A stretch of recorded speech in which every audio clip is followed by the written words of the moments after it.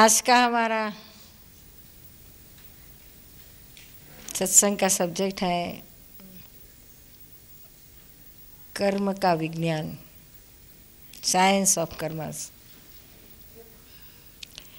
Science इसलिए कहा गया है कि दिस इज रियल साइंस। कुछ हाइपोथेसिस नहीं है, कल्पना भी नहीं है। ये this is not external science नहीं है, भौतिक विज्ञान नहीं है, लेकिन ये आध्यात्मिक विज्ञान है, स्पिरिचुअल साइंस है।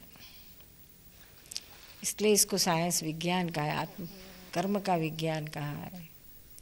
सिद्धांतिक है ये सब बातें। सिर्फ इसको समझने की ज़रूरत है। हमारे हिंदुस्तान में तो कर्म की बात बचपन से ही सुनते आए हैं, छोटे थे तब से। घर में माता पिता, दादा दादी, नाना नानी सब यही बातें करते हैं, कर्म हमारे कर्म में लिखा है, ऐसा हुआ न ऐसा हुआ, ये सब बचपन से सुनते आए हैं हम सब। तो थोड़ी सी जानकारी तो है ही, लेकिन परफेक्ट जानकारी नहीं है। क्या एग्जैक्ट जानकारी नहीं है हमको कि क्या हो सकता है।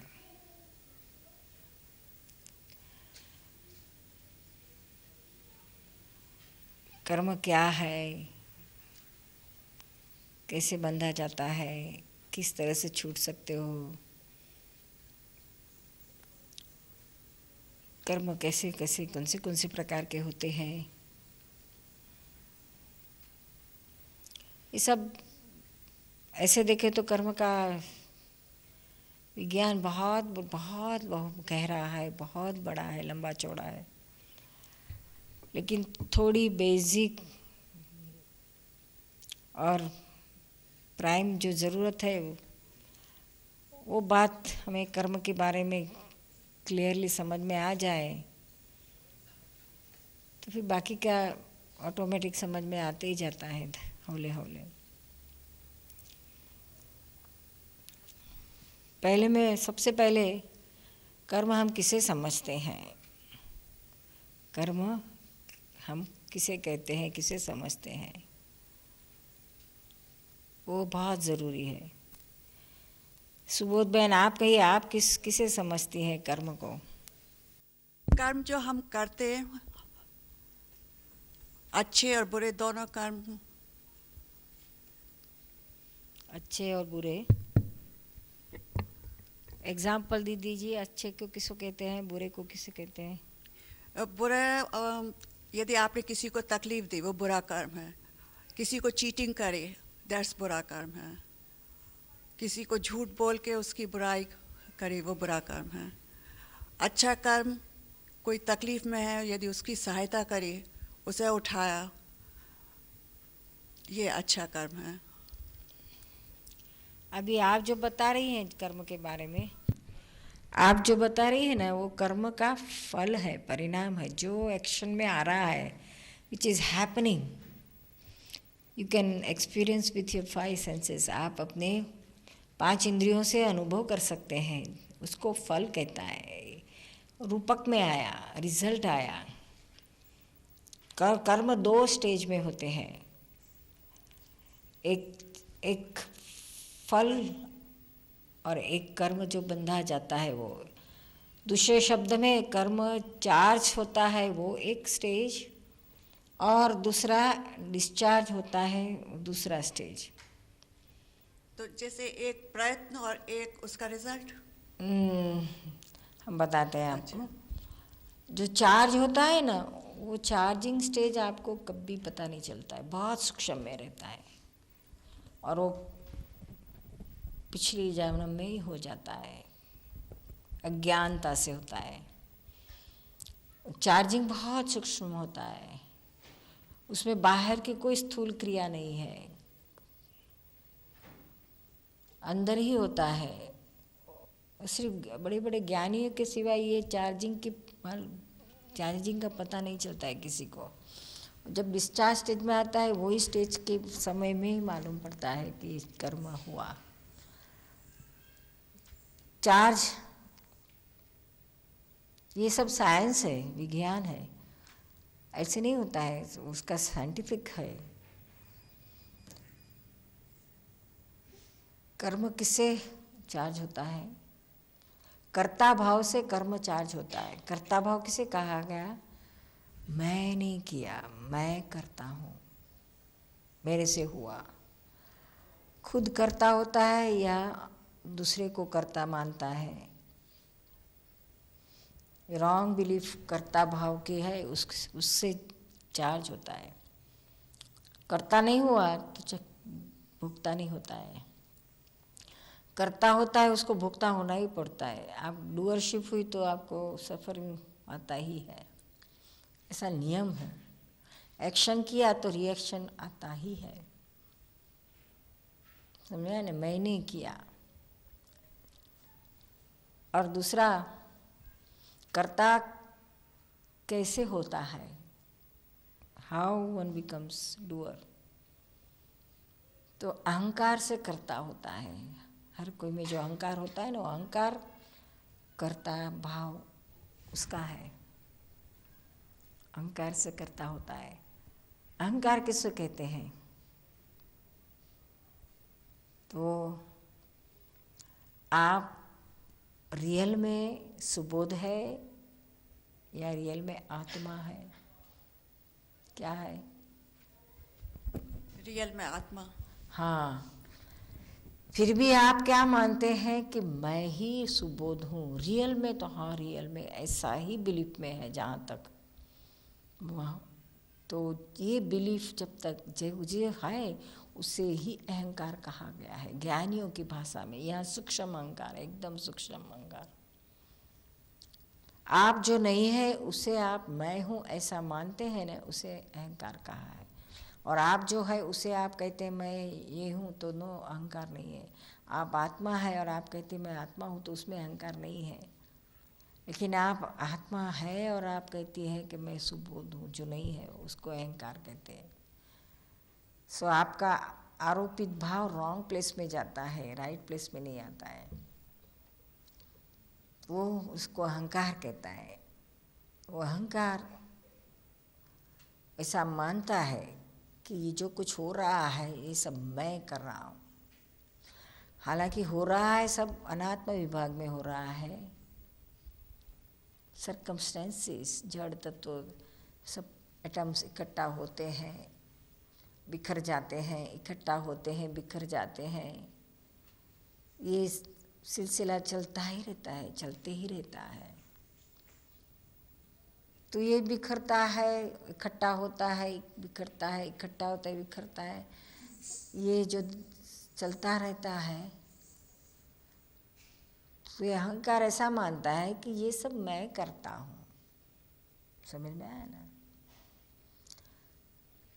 एक सादा एग्जाम्पल, आप अहंकार सूक्ष्म है, बाहर की क्रिया स्थूल है। तो आप खाना खाते हैं, अच्छी से लड्डू खाया, जलेबी खाया, सब अच्छा अच्छा खाना खाया। खाने के बाद आप क्या कहते हैं? मैंने खाया, बहुत अच्छा लगा, बहुत अच्छा लगा। अभी आप खाती हो या सुबोध खाती है? हाँ, फिर भी क्या कहते हैं कि मैं खाती हूँ। तो ये इसको अहंकार कहा है, कर्ता हो गए आप। करता है अलग, दूसरा कोई करता है और आप मानते हैं कि मैं करता हूँ। अहंकार मानता है कि मैंने खाया। तो यहाँ कर्म चार्ज होता है। उस समय आप व्यवहार में अगर बोलो कि मैंने खाया, लेकिन अंदर ये तो अवेयरनेस होना ही चाहिए कि ये खाने वाला कौन है और मैं कौन हूँ। तो आपको कर्म चार्ज नहीं होता है, नहीं तो चार्ज उतने ही रहता है। नींद में भी आपको होता है, मैं सुबोध हूँ करके आप सो जाते हैं तो आपको नींद में भी कर्म चार्ज होता है, सपन में भी। समझ में आया ना? तो ये यहाँ ये साइंस यहाँ पर रहा है कि इस तरह से चार्जिंग होता है। ज्ञानी लोग क्या करते हैं, ज्ञान से ये दो अलग है ऐसा आपको अवेयरनेस में ला देते हैं। जो भी कुछ होता है, कभी एक फ्यू सेकंड्स आपको ऐसा लग जाता है कि मैंने किया, लेकिन नेक्स्ट मोमेंट आपको अंदर से ही, भीतर से ही अवेयरनेस आ जाती है, अरे ये क्या गलत हो गया, मैं तो शुद्ध आत्मा, मैं नहीं करता हूँ, सुबोध करती है। तो वहाँ चार्ज नहीं होता है, चार्जिंग स्टेशन बंद हो जाता है। ये एग्जैक्ट है। और जब आपको ये एक्सपीरियंस होने लगता है, तब अंदर आपको बहुत मुक्तता लगती है, निराकुलता लगती है, आनंद आनंद रहता है, और बड़ी टेंशन नहीं लगता है, बहुत अंदर से शांति रहती है। समझ में आया ना? तो जो आप अब ये जो चार्ज हुआ, वो चार्ज यानी क्या होता है, और डिटेल में साइंस समझना है तो जो एटम्स है, ये सब खाना, ये सब जड़ तत्व है ना, ये सब परमाणु आपको इकट्ठा हुए, सुबोध भी तो जड़ है, खाना भी जड़ है, ये सब एक्शन हो ही गई, परमाणुओं का सब एक्शन होता है। तो अब अहंकार उसमें इन्वॉल्व होता है, तन्मयाकार होता है। अच्छा लगा तो राग से तन्मयाकार होता है, बुरा हुआ तो द्वेष से तन्मयाकार होता है। तो वो जो एटम सामने आए, वो एटम्स को वो राग से या द्वेष से चार्ज करता है। तो वो जो एटम्स है ना, वो भी लड्डू को कुछ नहीं है कि सुबोध को जाके बिलगू में, हम उसको बिलकते हैं, हम उसको चिटकते हैं।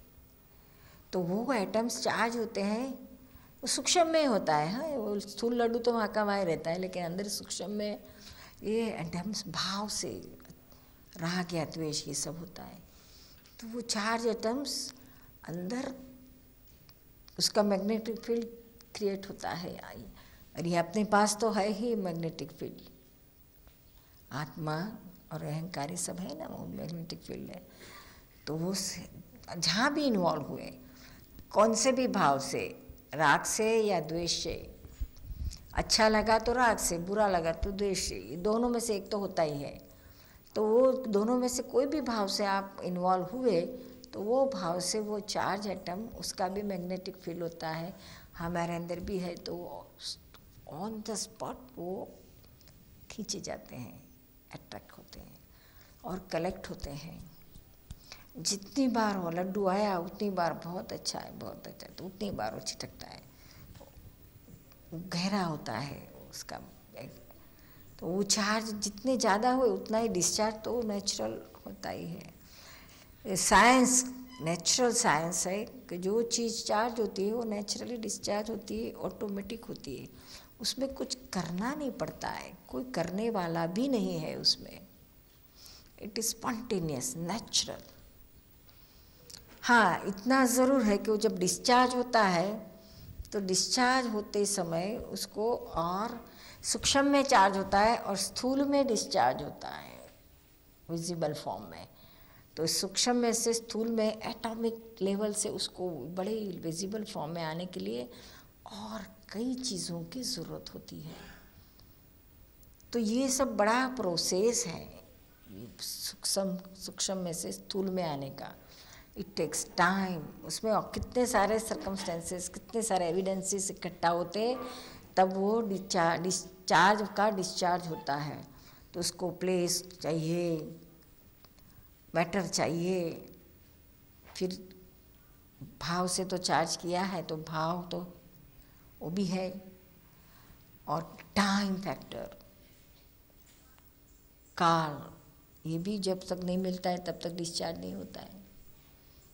लड्डू तो बहुत खाना है, लेकिन 12:30 जब तक नहीं बजे तब तक कौन देगा, रमीला नहीं देगी। तो टाइम भी मिलना चाहिए, टाइम फैक्टर, समझ में आया ना? तो ये सब एक्ट करते हैं, सब सर्कमस्टेंसेस है, और ये सब सर्कमस्टेंसेस जब इकट्ठा होता है तब डिस्चार्ज में आता है। लड्डू भी इकट्ठा होता है, आपके पास आता है, आपको कहते हैं सब में पहले चार्ज किया था कि बहुत अच्छा लगा, खाना है, तो ये आता है फिर डिस्चार्ज में, पर इससे लंबा टाइम है क्या। फिर अगेन जब आता है तो फिर अगेन अज्ञानता से आप कहते मैंने खाया, बहुत अच्छा लगा, वैसा लगा, फिर न्यू चार्ज करते हैं। कभी बुरा, कभी कभी रिपेल भी होता है, तो नेगेटिव चार्ज होता है। एक स्थूल एग्जाम्पल दिया, लेकिन ऐसा हमेशा चलते रहता है। क्या है, सूक्ष्म में चार्ज होता है और फिर उसका कितना सारा कॉन्सिक्वेंसेस आता है, बड़े फॉर्म में आता है, विजिबल फॉर्म में आता है। उसके साथ लॉट ऑफ थिंग्स भी, एक्स्ट्रा आइटम्स भी आती है।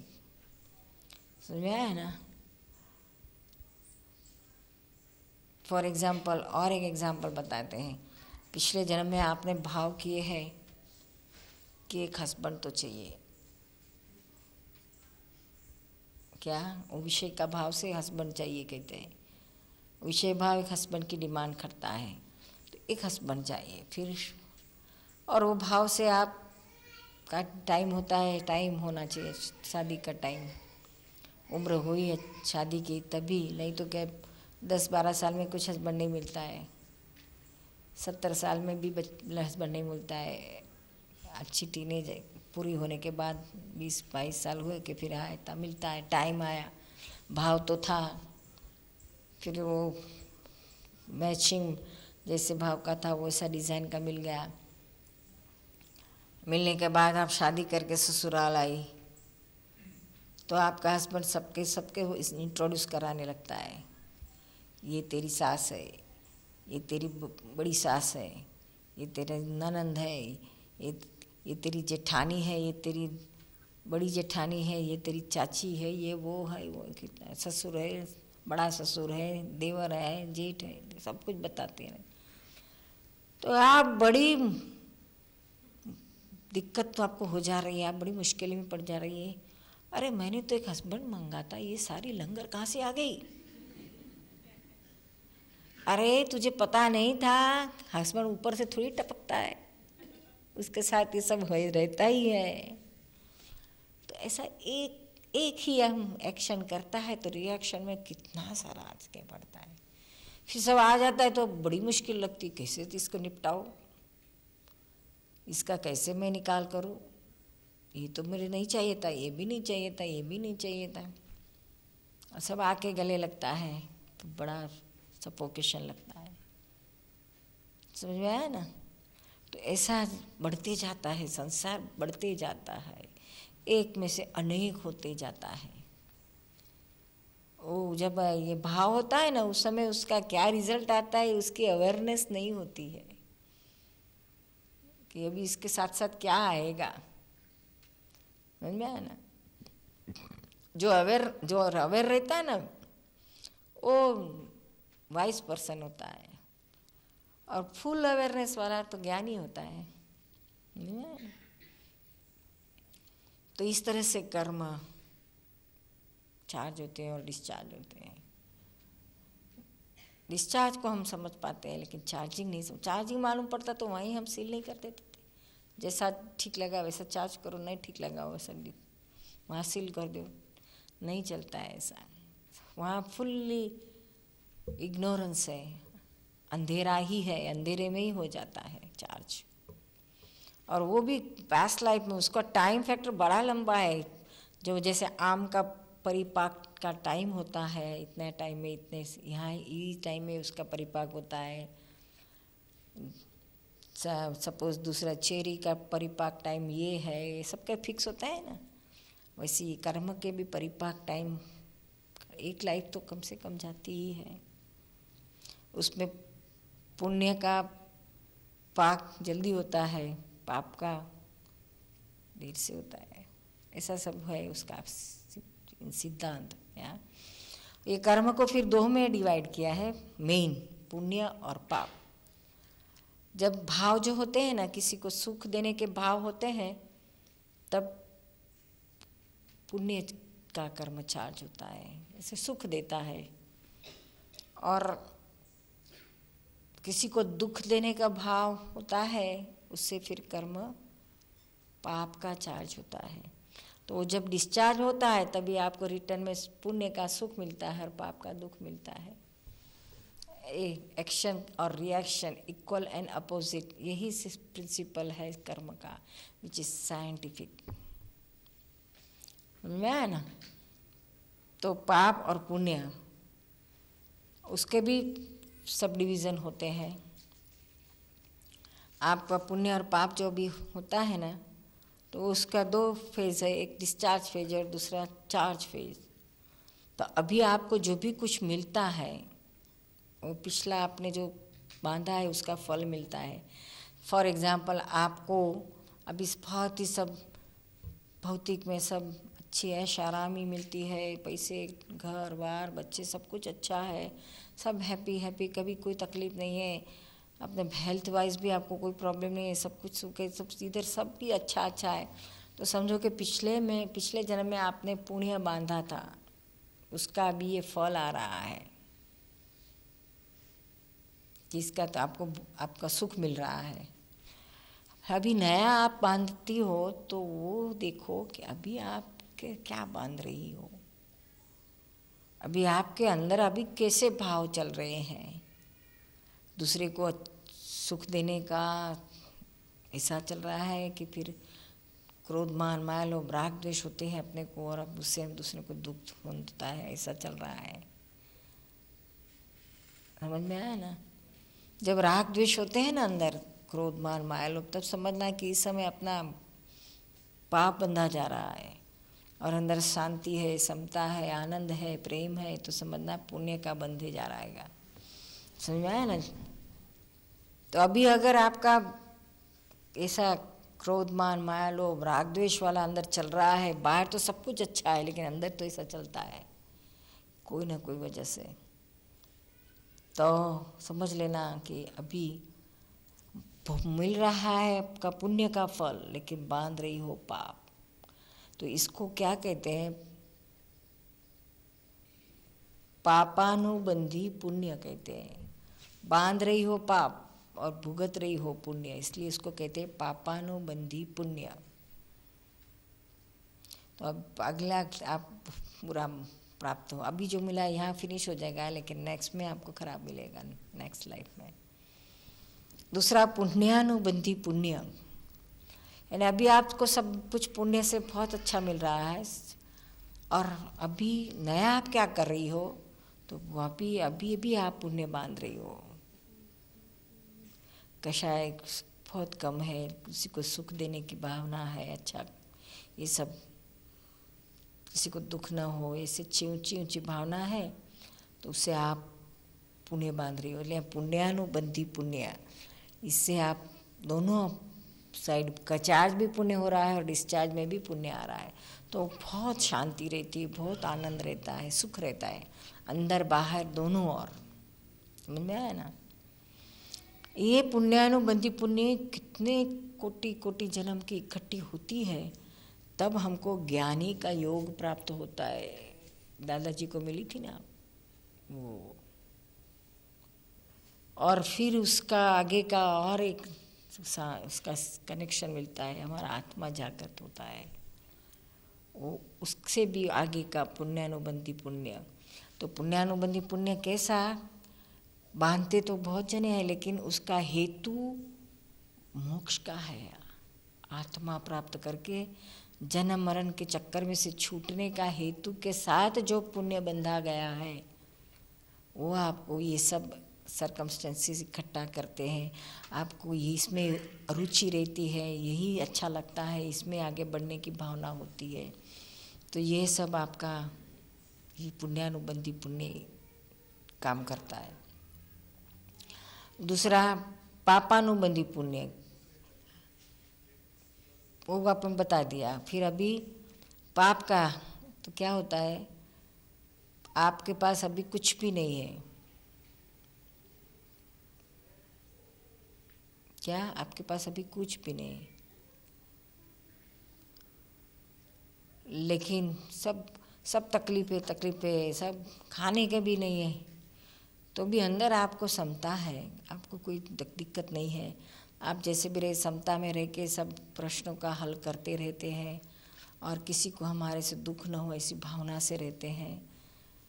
क्या भक्ति में ये वो सब कुछ करते हैं, शास्त्र का पठन करते हैं, तो बाहर आपका फल आया है पाप का, लेकिन अभी आप बांध रही हो पुण्य। क्या तो इसको कहते हैं पुण्यानुबंधी पाप।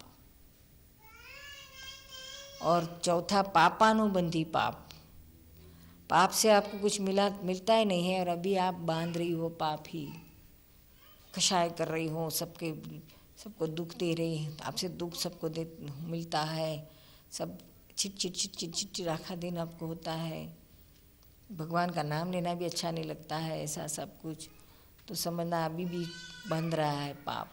पाप से बाहर भी सब दुख है और अंदर भी है, तो इसको कहते हैं पापानुबंधी पाप। ये 4 प्रकार के मुख्य कर्म होते हैं जो हम हमारे जीवन में अनुभव कर सकते हैं। समझ में आया ना? तो ये जो फल आता है इसका ही है। अगर आपको मोक्ष में जाना है, सबसे छूटना है, तो मैं शुद्धात्मा हूँ और ये सब कुछ कर्म का फल है, इसमें मेरा कुछ करने का नहीं है। I am not doer at all, मैं करता नहीं हूँ, ये सब परिणाम हो रहे हैं। This is all going on, what ever with Subodh is all result of past charging, past life का चार्ज किया, इसका ये सिर्फ डिस्चार्ज ही है। तो ये आप उसमें न्यूट्रल रहते हैं और नया चार्ज नहीं करते हैं। एक आपको थोड़ा सा एग्जाम्पल बताऊं किस तरह से चार्ज होता है, प्रैक्टिकल। सपोज कोई लोग आपके पास आए चैरिटी के लिए, समाज के प्रतिष्ठित लोग आए, अच्छे अच्छे काम करने का प्रोजेक्ट लेके आए आपके पास, और आपको कहने लगे कि सुबोध बहन हमको $50,000 दे दीजिए, बहुत काम पुण्य कमाओगे न, ऐसा करोगे न वैसा करो। तो आप हाना करते करते दे देती हो $50,000।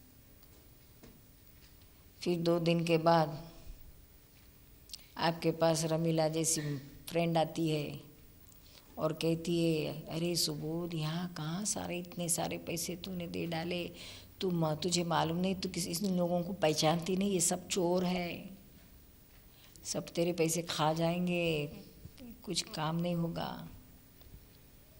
तो आप क्या कहोगी? हाँ, मैं एक एक को पहचानती हूँ, सब चोर है मुझे मालूम है, लेकिन क्या करूँ, ये जो ऑर्गेनाइजेशन था ना, उसके जो चेयरमैन है ना, वो हमारे बेवाई लगते हैं, उसके प्रेशर से देना पड़ा, नहीं तो मैं $5 भी दूँ ऐसा नहीं है। ऐसा हो सकता है ना? बाहर करते हैं अंदर आके तो अलग रहता है। तो अभी क्या हुआ, अभी आपने जो $5,000 दिए ना, तो आपने पास्ट में चार्ज किया था, उसका डिस्चार्ज हो गया। It happen, it came into action, you gave, finish हो गया, वो डिस्चार्ज पूरा हो गया। लेकिन अभी क्या चार्ज किया? $5 भी नहीं दूंगी। तो क्या ये पाप चार्ज किया, पाप बनता गया। 50,000 इतनी बड़ी रकम देने के बाद भी आप पाप बांध रही हो। समझ में? इस तरह से लॉस हो जाता है, अंदर दृष्टि नहीं रहती है ऐसा। तो और वही कोई ऐसा एक आदमी है जिसके पास ये सेम लोग जाते हैं, सेम ऑर्गेनाइजेशन वाले, तो बेचारा बहुत पुअर है, गरीब है, तो वो कहता है मेरे पास तो कुछ पैसे नहीं है, सिर्फ $5 है, तो पाँच मैं आपको पूरे दे देता हूँ, लेकिन आज मेरे पास 5 मिलियंस रहते थे ना, तो भी मैं सब आपको दे देता था। इतना भाव से, दिल से बोलता है और दिल से 5 देता है। तो अभी देता है, डिस्चार्ज में उसका $5 ही आया, लेकिन चार्ज उसने 5 मिलियंस का किया। बोलो, भाव में कोई खर्चा नहीं है, लेकिन वहाँ भी हम कंजूसाई करते हैं, दिल बड़ा नहीं रख सकते हैं। अरे रखो, हार्टिली करो, जो भी कुछ कर रहा है हार्टिली करो। देना है तो पहले तलाश करो कि मुझे देना है या नहीं देना है। अंदर से 1 2 3 बार आया कि दो तो दे दो, फिर चैप्टर क्लोज। अंदर वालों को बोलना चुप, जो किया है अब अपना और से अच्छे भाव से दे दो, फिर जो होगा सो देगा। और अंदर से नहीं आया तो मत दो, साफ कह दो कि दे, मैं दे नहीं सकूँगी, आप कहते सब कुछ बराबर है, लेकिन सॉरी, आई एम सॉरी। तो क्लियर कट रखो क्या। लेकिन देखो एक साथ लॉस इस तरह से जाता है, ये अंदर रात दिन चलता ही रहता है, बाहर दूसरा चलता है और अंदर दूसरा चलता है। समझ में आया ना। और एक एग्जाम्पल बताते हैं हम। आपके घर में रात को 11 बजे कोई नॉक करता है, सब सो गए घर में, आप अकेली जाग रही हो, तो आप दरवाज़ा खोलते तो देखते कि आपकी बहुत पुरानी फ्रेंड आपके घर आई। तो आप उसको देख के बहुत खुश हो जाते, वाह वाह वाह, बहुत खुश नसीब, बहुत दिनों के, बहुत सालों के बाद मिले। फिर क्या देखती हूँ, उसके साथ 8-10 जने हैं, बोरिया बिस्तरा लेके आ रहे। तो बाहर से खुश होकर के बोल रहे, लेकिन ये देखते हैं अंदर होगा, अरे अभी यहाँ कहाँ से आ गए, ये मुँह कहाँ से आ गए। मुँह शू करूँ हिंदी ना यार, तो ये कहाँ से आ गए, ये बला कहाँ से आ गई।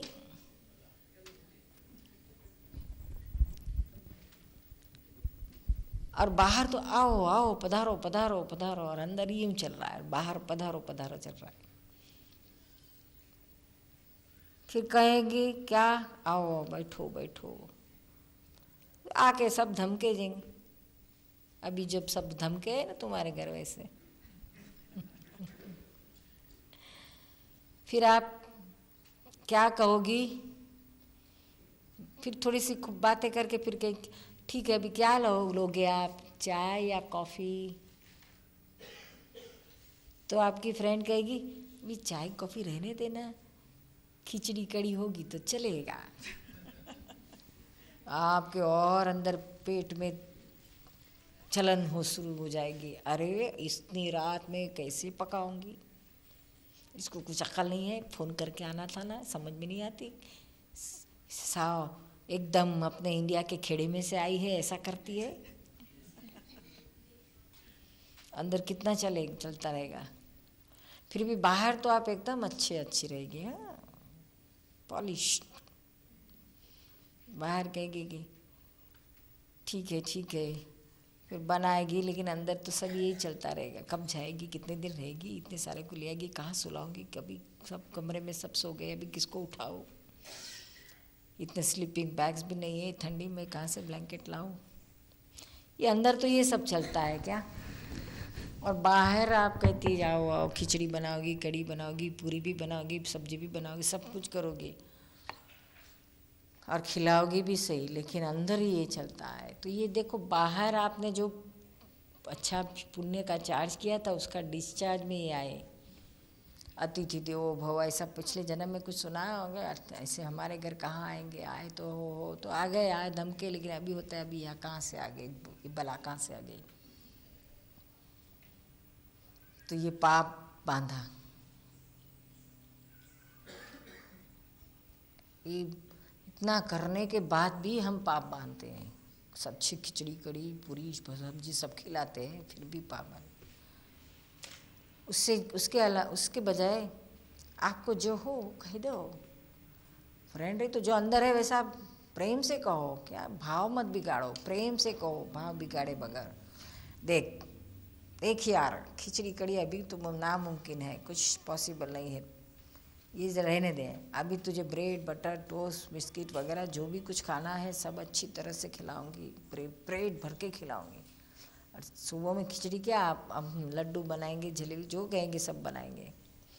तो ऐसा करके हम प्रेम से उसको 2 टोस्ट खाते, उसके बदले 4 खिलाए, प्रेम से खाओ खाओ करके, तो क्या वो हमारे क्यों गले पड़ेगी, नहीं खिचड़ी चाहिए, ऐसा थोड़ी कोई कहता है।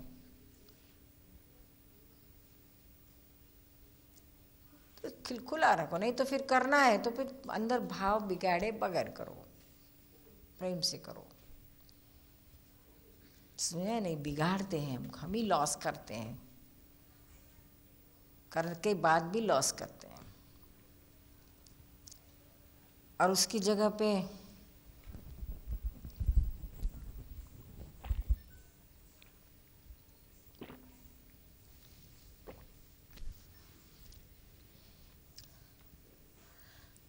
पे जब हमारे वहाँ अगर ऐसे एकदम आग धमके 10-15 जना, तो समझ करेक्ट है, आ गए, रात को 12 बजे आए या 2 बजे आए, जो भी आ गए करेक्ट है, व्यवस्थित है। फिर जो कुछ है खिलाएंगे, प्रेम से खिलाएंगे। वो खिचड़ी बोलेगी तूने अभी खिचड़ी मिलेगी, सुबह मिलेगी, अभी ये जो खा लो। और हालांकि ऐसा नहीं, हमारे वहाँ तो जो डेडिकेटेड बहनें हैं, ऐसी ब्रह्मचारी बहनें, तो रात को 2 बजे भी खुद बना के खिलाते हैं, प्रेम से खिलाते हैं। और नहीं रहा तो भी कोई हर्ज नहीं, लेकिन अंदर का प्रेम नहीं बगैर टूटना, भाव नहीं टूटना चाहिए। जो भी खिलाए तो भी प्रेम से खिलाएंगे। क्या रोटी और दाल खिलाओ, लेकिन प्रेम से खिलाओ। लड्डू बड्डू खिलाएंगे और मुंह अंदर दिल बिगाड़, भाव बिगाड़ के खिलाएंगे तो सामने वाले को भी उसके वाइब्रेशंस जाते हैं। हम अपना ही देखो ना, हम अगर किसी के वहाँ गए हो और उसके अंदर उसके भाव बिगड़े हुए है तो हमको फ़ौरन पता चल जाता है ना कि उसका दिल बिगड़ रहा है, बिगाड़ के कर रही है सब। वैसा हमारा भी सामने वाले को जा सकता है ना, जाता ही है। तो ऐसा करने की क्या जरूरत, इतना करने के बाद भी हम लॉस कर रहे हैं। तो ये अंदर देखो, जितना अंदर आपका दृष्टि रहेगा ना उतना आपको तकलीफ नहीं होगी ना, चार्जिंग आपका पूरा नहीं होने देगा। अगर कभी अगर गलत भाव बिगड़ भी गया तो भी कुछ इतना लॉस नहीं है, तुरंत पता चले जाए करे ये तो गलत हो गया, फिर से उसको करेक्ट कर दो। उसका अरे गलत हो गया, ऐसा भाव नहीं बिगाड़ना चाहिए था, पश्चाताप करो, प्रतिक्रमण करो, तो क्लियर हो जाएगा। समझ में आया ना? ये सिद्धांत है। सारे दिन भर कितना चलते रहता है, कितना चलते रहता है। नई नई शादी हुई, देखो याद करो, दिल में तो सास के लिए कितना भी अट जाने, तो सास ऐसी बोलती है वैसी बोलती, लेकिन वो सामने आए तो कुछ नहीं, पैर छू के बैठ जाएंगे। और अंदर तो कितना चलता है, देरानी है कि जिठानी है तो भी उसके लिए कितना उल्टा सुल्टा चलता है, लेकिन बाहर शाने होके बैठते हैं। ये नहीं, अंदर का भी बंद करो, अंदर भी नहीं होने देना, जो है सो क्लियर रखो अंदर। क्या और कुछ भी रहा तो अभी भी उसका प्रतिक्रमण करके क्लियर कर दो कि ये गलत है, ऐसा नहीं होना चाहिए, तो आप छूट सकते हो। इन बैड चार्जिंग नहीं होने देंगे, आप करेक्ट कर दोगे, प्योर अच्छा चार्ज हो जाएगा। और मैं शुद्धात्मा हूँ, ना ये मेरा घर है और ना मेरे मेहमान है, जो आएगा उसके हिसाब से आएगा, ये सब डिस्चार्ज का है, खाएगा उसका हिसाब से खाएगा, जो भी हुआ हमारा कर्म पूरा करके हमको छुड़ा के गया, बात पूरी। तो आपको कर्म चार्ज ही नहीं होगा, जीरो बैलेंस हो जाएगा, मोक्ष की तरफ ले जाएगा, मोक्ष की ओर आपका प्रयाण होगा। समझ आया नहीं? कर्म का ऐसा सिद्धांत है।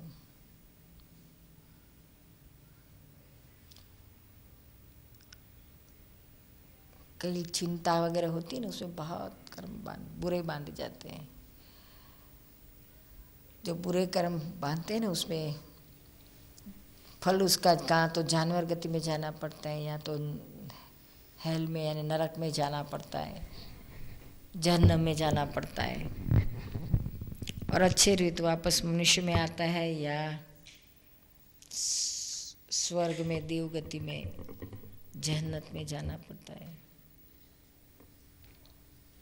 सब क्रेडिट है और वो डेबिट है। पाप यानी डेबिट, पुण्य यानी क्रेडिट। और पाप और पुण्य का बैलेंस 0 हो गया तो मोक्ष होता है। नो एक भी एटम कोई भी अपने आत्मा को अटैच नहीं रहा तो फिर मुक्त हो गए, कंप्लीट साल्वेशन हो गया, मोक्ष हो गया। फिर नो कर्म का charging, no birth, no rebirth, nothing, total liberation, संपूर्ण मुक्ति। ये कर्म किसी को छोड़ता नहीं है। अपने लोग क्या करते हैं, जो भी कुछ अपने जीवन में होता है ना, तो अच्छा होता है तो अपने सर पे लेता है कि मैंने किया, और बिगड़ गया तो दूसरे के सर पे डाल देते हैं। अपने घर में पार्टी रखी है, अच्छा अच्छा खाना बनाया, 50 जनों को खाने पर बुलाया है, हेल्प में 2-3 जने हैं आपके, बहुत सब लोग आपका बहुत ही ये करते हैं, प्रेज करते हैं कि बहुत अच्छा खाना बनाया, बहुत अच्छा खाना बनाया, तो आप खुश हो जाते, वाह मेरे को बहुत अच्छा आता है।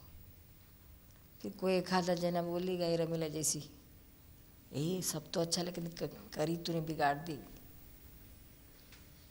तो तू क्या बोल देगी? तो रमीला को, हाँ सारा खाना मैंने बनाया था, लेकिन कड़ी ना मेरी देवरानी ने बघार किया, सब जला दिया, इसलिए बिगाड़ दिया। दूसरे के पे ठोक देते हैं। अच्छा की हुआ तो मैंने किया, और बिगड़ गया तो दूसरे पे ठोक देते हैं। देखो हमने जब अच्छा हुआ तो खुद करता होता है, खुद डूअर होता है, और बिगड़ गया तो दूसरे को करता बनाता है। ये कॉन्ट्राडिक्शंस है ना, विरोधाभास हो गया। $1,00,000 कमाए ना तो कहेंगे मैं कमाया, मेरी होशियारी से कमाया, मेरी अकल से कमाया। आजकल तो स्टॉक वाले का तो ये भी बोलने की गुंजाइश नहीं रही, वही के वही होशियारी वाले जब चले गए तो होशियारी कहाँ गई। तब क्या करते, गए ना तब ऐसा नहीं कहते कि मेरी कम अक्ल से गया, तब कहते किसी को नहीं कह, कोई ने तारे ना कहे, तब दूसरे पे डालते हैं। अरे मेरा जो मैनेजर था ना, उसने मुझे कुछ रॉन्ग इन्फॉर्मेशन दे दी, या तो मेरा पार्टनर मुझे गलत मिल गया, उसने मुझे डुबा दिया, मेरा माना नहीं, ऐसा न वैसा। समझ में आया ना? एक जन तो कहता था मुझे तो स्टॉक में गिरना ही नहीं था, लेकिन मेरी वाइफ ने कहा इसलिए मैं गिर गया।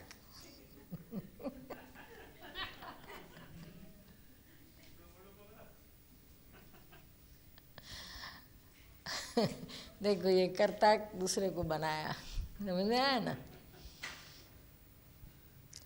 ये कुछ नहीं रहा तो क्या कहते हैं, अरे मुझे मेरे ग्रह नड़ रहे हैं, my stars are not favourable कहते हैं, स्टार के सर पे डाल देते हैं।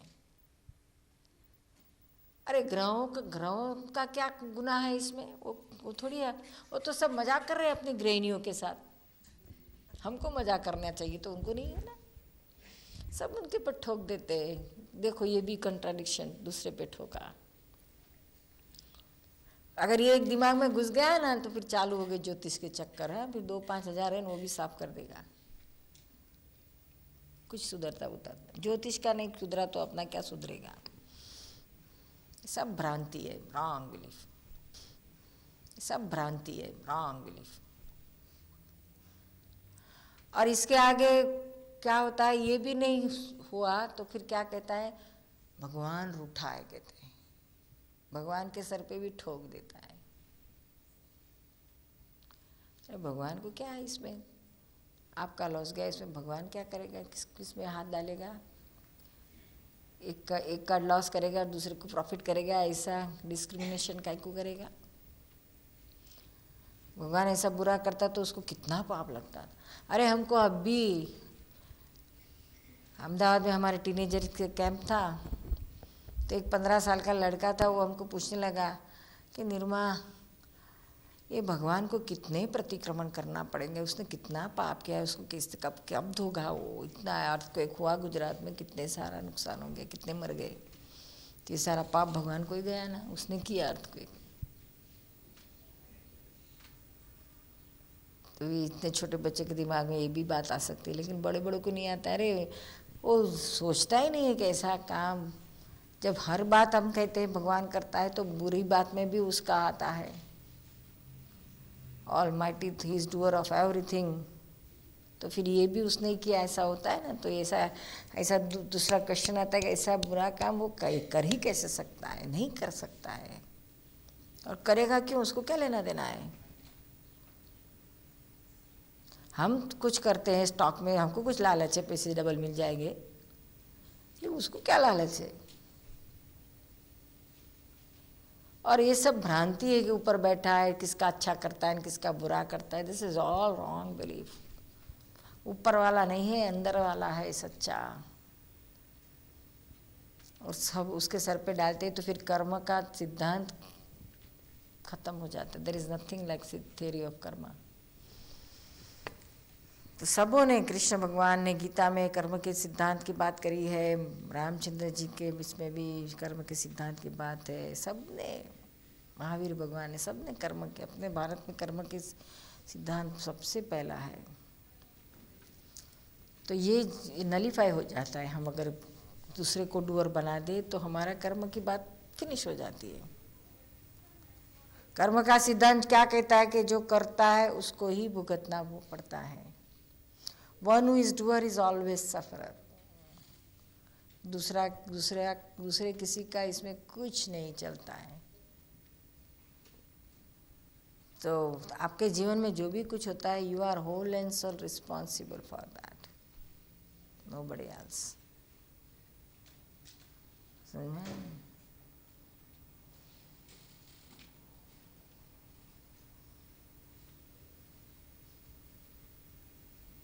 कुछ प्रश्न पूछना है तो पूछिए हम।